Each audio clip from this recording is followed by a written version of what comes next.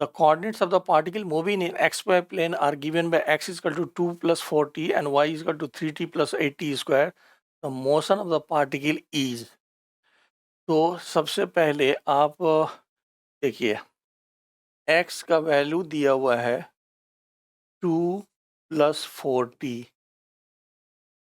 तो dx by dt यानी कि वी एक्स इजकल टू 4 हो गया and A X equal to 0 हो गया। एंड सिमिलरली अगर हम y देखें तो 3t and plus 8t square है, तो dy बाई डी टी जिसको मैं vy लिख रहा हूँ that will be equal to 3 and plus 16t and a y equal to हो गया 16। अब एक्सेलरेशन इन x डायरेक्शंस हमारा 0 है और एक्सेलरेशन y डायरेक्शंस में 16 है। इसका मतलब एक्सेलरेशन कांस्टेंट है।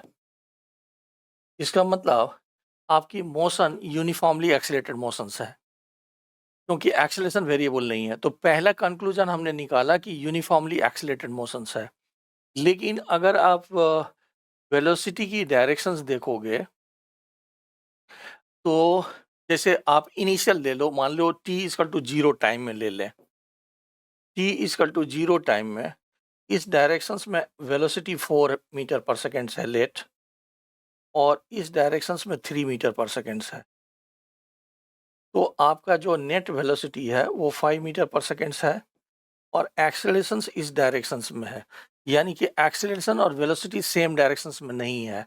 एक्सेलरेशन एंड वेलोसिटी पैरेलल नहीं है या एंटी पैरेलल नहीं है। तो अगर एक्सेलरेशन और वेलोसिटी के बीच में कुछ एंगल होगा तो वहाँ पर जो पाथ होगा वो पैराबोलिक ही होगा। तो इसका मतलब ये uniformly accelerated having motion along ए पैराबोलिक पाथ, डी ऑप्शन इसका करेक्ट हो जाएगा।